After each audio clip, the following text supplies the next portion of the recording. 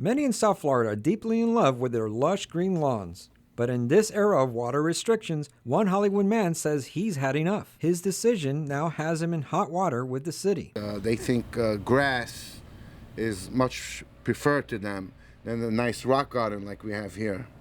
Joseph Mawardi, who did not want to appear on camera, ripped out his yard last year and installed a yard full of rocks. He calls it Xeriscaping. The city calls it a failure to keep up property standards.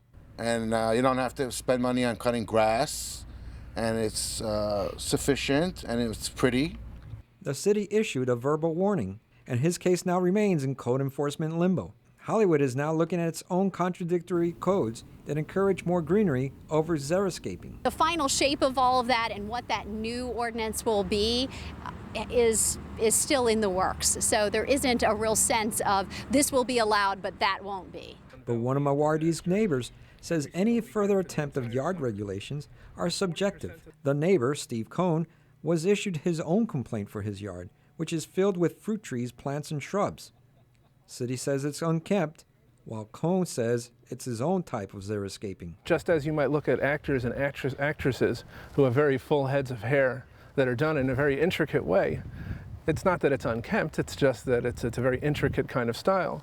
Cohn says his lawn is an example of how someone's view of landscaping may differ from a city or a neighbor. A person's home is their castle. We each live in our individual homes.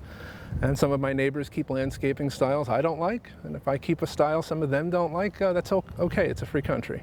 In Hollywood, I'm Yosvani Rodriguez for The Morning Show.